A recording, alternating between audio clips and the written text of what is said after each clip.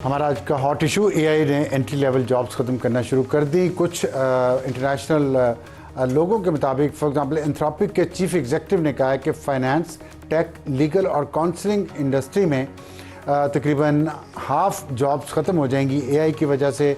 इसी तरह CEO Ford Motors का कहना है कि वाइट कॉलर जॉब्स को रिप्लेस कर देगा एआई। और फिर इसके अलावा लिंक्डइन का एक सर्वे है जिसमें 63% जो एग्जेक्टिव्स हैं उन्होंने कहा है कि एआई एंट्री लेवल जॉब्स को तब्दील कर देगा। हमें ज्वाइन किया हबीबुल्लाह खान साहब ने, जो डिजिटल इकोनॉमी के एक्सपर्ट हैं, और उनसे पूछेंगे कि हमारी पाकिस्तान की जन जी को, नौजवान नस्ल को क्या करना चाहिए कि उन्हें मुस्तकबिल में बेरोज़गारी का सामना ना करना पड़े, जो अभी भी आज भी पाकिस्तान में 22% है। हफीज़ पाशा जो बहुत बड़े इकोनॉमिस्ट, साबिक वज़ीर ख़जाना भी रहे हैं, उनके मुताबिक, लेकिन हुकूमत के मुताबिक बेरोज़गारी 7 से 9% है। हबीब साहब ये बताइएगा, जो जॉब मार्केट है वो जो यंग जनरेशन आ रही है, जिस तरह की डिग्रीज लेके आ रहे हैं, उनको आगे जॉब्स नहीं मिल रही। मैं देख रहा हूँ कि बहुत सारे लोग डिग्रियाँ हाथ में उठाए फिर रहे हैं। तो क्या करना चाहिए? हमारी प्लानिंग क्या है, पॉलिसी क्या है, एग्जीक्यूशन क्या है उन पॉलिसीज़ की? अच्छा सर, काफ़ी जानदार सवाल है। पहले तो इस मसले को बयान जानदार जवाब चाहिए। इस मसले को बयान सही तरह से कर लें कि आप समझें कि करियर एक सीढ़ी की तरह ना, आप चढ़ गए, फिर आप रंग क्लाइम करते रहते हैं, चढ़ते रहते हैं सीढ़ी और चलते रहते हैं। तो ऐसा नहीं है कि सीढ़ी नीचे से कट गई है और 2-3 है, ये कि 2 सीढ़ियाँ बन गई हैं।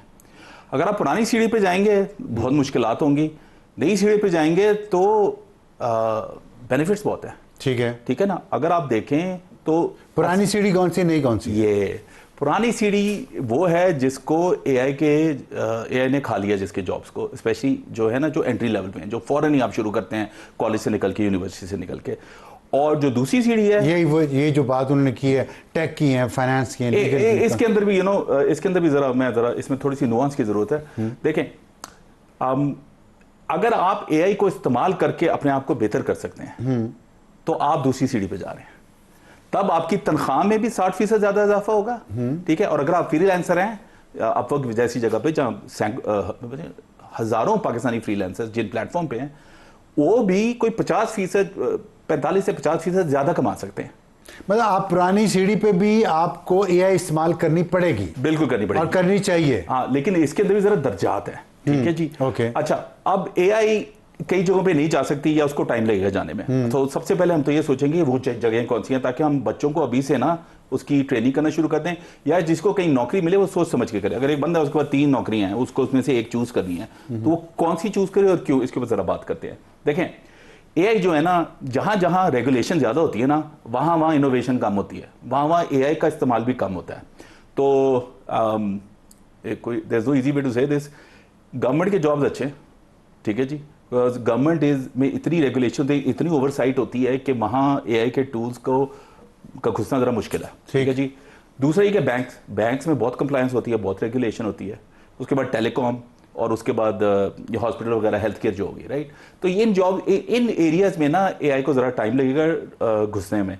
जहां जहां रेगुलेशन ज्यादा है वो अच्छा, उसके अलावा जिन जॉब्स में रेगुलेशन होती है, फॉर एग्जाम्पल फाइनेंस और अकाउंटिंग, ये बड़े सॉलिड जॉब्स हैं। ठीक है जी। सिविल इंजीनियरिंग हो गई, उसमें आपको सर्टिफिकेशंस करनी पड़ती हैं, बिल्डिंग्स को देखना पड़ता है, सब कुछ करना पड़ता है ना, इसकी पूरी वो एक लाइन बनी हुई है। इलेक्ट्रिकल इंजीनियरिंग बहुत अच्छी चीज़ है। मैं एक आपसे सवाल पूछता हूँ। हमारी जो सोशल साइंसेस में जिन बच्चियों ने ग्रेजुएशन की है, मीडिया है, बीबीए है, या इस तरह की चीज़ें, मास्टर्स किसी ने कर लिया पॉलिटिकल साइंस में या किसी और में, ये अब क्या करें? जॉब मार्केट में कैसे जाएं?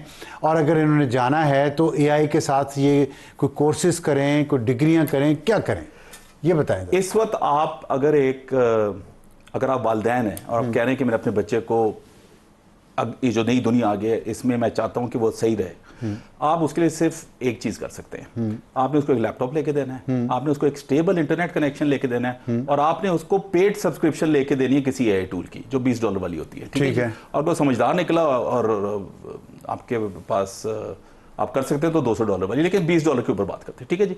ये आप करके दे देना और उसे कहें कि हर हफ्ते तूने हर काम के लिए इस्तेमाल करना है।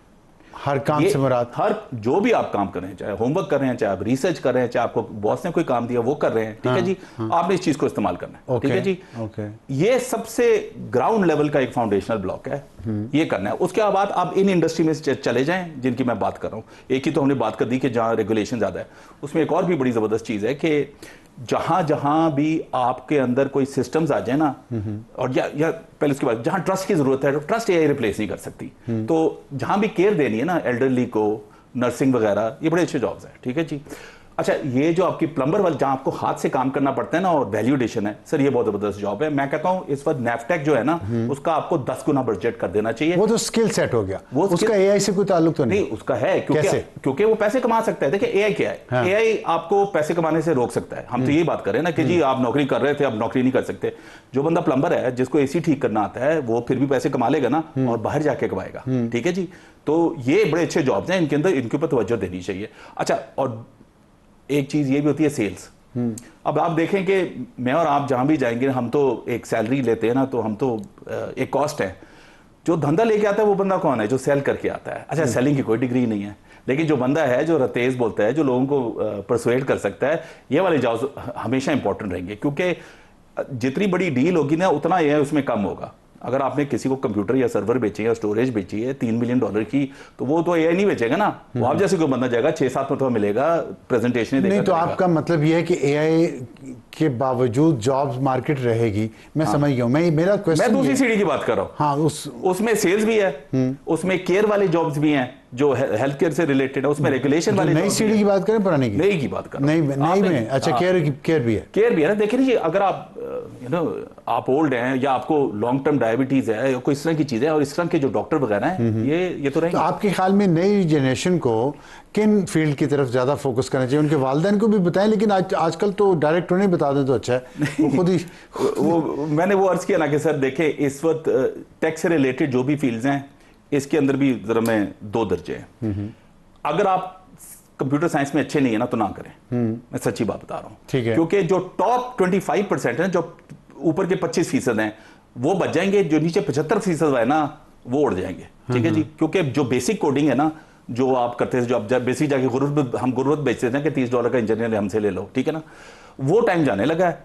लेकिन जो बंदे सिस्टम को समझ लें, जो मशीन लर्निंग को समझ लें, जो साइबर सिक्योरिटी को समझ लें, इन फील्ड्स के अंदर अगर आपके अंदर बाकी टैलेंट है, तो आप बिल्कुल कंप्यूटर साइंस। अगर मुझे कंप्यूटर साइंस का नहीं पता, तो मैं एआई सीख सकता हूँ, एआई को इस्तेमाल कर सकता हूँ अपने काम के लिए, जो भी काम मैं कर रहा हूँ। अफजार भाई, मैं करता हूँ ना, मैं इस वक्त 6 बंदों का काम कर सकता हूँ। क्यों? क्योंकि मैंने वो एआई टूल्स इस्तेमाल कर लिए हैं। देखिए, अब पहले होता ना, लोग कहते थे कि जॉब डिस्क्रिप्शन आई, आपने उसके मुताबिक अप्लाई किया कि चलो मैंने नौकरी कर ली, ठीक है जी। अब वो मर गया है, वो जमाना ही मर गया है। अब आप क्या कहते हैं, आप ये नहीं कह सकते कि मैं ये कर सकता हूं, अब वो कहना पड़ेगा कि मैं ये रिजल्ट डिलीवर कर सकता हूं, ठीक है जी। अब ये नहीं कह सकते कि अच्छा आपको कोई बंदा चाहिए जो पोस्ट लिख सके, वो जमाना गया। अब आप कहना पड़ेगा जी मैं पोस्ट लिखूंगा, उन पोस्ट की वजह से 44% या 45% मैं आपकी रीच बढ़ाऊंगा, और उससे धंधा ला के दूंगा, जो आपकी सेल्स टीम को मैं दे दूंगा। बहुत शुक्रिया हबीबुल्लाह खान साहब, हमारे पास वक्त कम है, आपकी बातें बहुत दिलचस्प है, फिर आपको बुलाएंगे। उम्मीद है आपकी ये बातें मेरी टीम ने भी सुनी होंगी और नौजवान नस्ल ने भी सुनी होंगी, और वो ये करेंगे कि वैल्यू एडिशन कैसे करनी है, जो कुछ वो कर रहे हैं आर्टिफिशियल इंटेलिजेंस के ज़रिए। वक्त है हमारे आज के एडिटोरियल का। पाकिस्तान में मौसमियाती तब्दीलियाँ और उसके बारे में तैयारियाँ क्या हैं। मॉनसून आ चुका है, ग्लेशियर पिघलना शुरू हो गए हैं, और NDMA और पाकिस्तान मेट्रोलॉजिकल डिपार्टमेंट के मुताबिक 27 जून से 3 जुलाई तक गिलगित बल्तिस्तान, खैबर पख्तूनख्वा और आज़ाद कश्मीर में फ्लैश फ्लड और लैंड स्लाइडिंग का अलर्ट जारी कर दिया गया है, क्योंकि ग्लेशियर लेक आउटबर्स्ट फ्लड आने का बहुत खतरा है। ग्लॉफ जिसको कहते हैं, कल ही दियामीर में थौर वादी में क्लाउड बर्स्ट ने तबाही फैलाई, और पुलिस के मुताबिक दर्जनों खानदान बेघर हो गए। कई मकानात, सैकड़ों मवेशी, ज़रई ज़मीन, बागात, सड़कें, पुल, गाड़ियाँ, बिजली और पानी का निज़ाम सब तबाह हो गया है। और इसके स्पार्को के मुताबिक 130 मुमकिन ऐसी जगहें या ऐसी झीलें हैं ग्लेशियर्स की जो कि मुसलसल जो ख़तरे का बायस है, उनमें से 24 पिघल रही हैं बदलते हुए मौसमियाती हालात की वजह से। पिछले साल जून में भी जून से लेकर सितंबर के आखिरी हफ्ते तक ये सब कुछ जारी रहा, और इसके बाद 1000 से ज़्यादा अफराद जाँ बहक हुए और मज़ीद 1000 ज़ख्मी हुए। इसके अलावा अगर मैं आपको आपको बताऊं तो पिछले साल जो सैलाब आए थे गैर मामूली बहाव के बायस चनाब और रावी और सतलज में, उसमें पंजाब में 3,900 देहात ज़ेरे आब आए थे और 4,000 जानवर डूब गए थे। लाखों अफराद रिलीफ कैंप्स में पनाह लेने पर मजबूर हुए। इस साल भी ये सारी सूरत हाल पैदा होने का खदशा है, क्योंकि वैसे भी इंडिया ये कह चुका है कि वो पाकिस्तान के ख़िलाफ़ आबी जारियत करेगा। वो पाकिस्तान का पानी बंद करता है, अचानक खोलता है, और अभी भी वो अपने तमाम डैम भर रहा है। जब वो डैम भर जाएंगे तो वो अचानक खोलेगा और साथ ही बारिशों का एक सिलसिला भी शुरू होगा, जिसमें ये सारी सूरत हाल फिर ख़राब हो सकती है। लेकिन हमारी तैयारी क्या है इस बारे में? हमारी तैयारी ये है कि वजारत मौसमियात का बजट जो था PSDP का, वो 3.5 अरब रुपए था पिछले साल। इस साल कम होकर 2.5 अरब रुपया, 2.5 अरब से भी कम हो गया है। ये क्यों है ऐसा? और अगर बजट कम होगा तो क्या हम बेहतर तरीके से इन मौसमियाती तब्दीलियों का मुकाबला कर सकते हैं? सोचिएगा इस पे। आज के लिए इतना ही। खुदा हाफिज़ एंड गुड नाइट।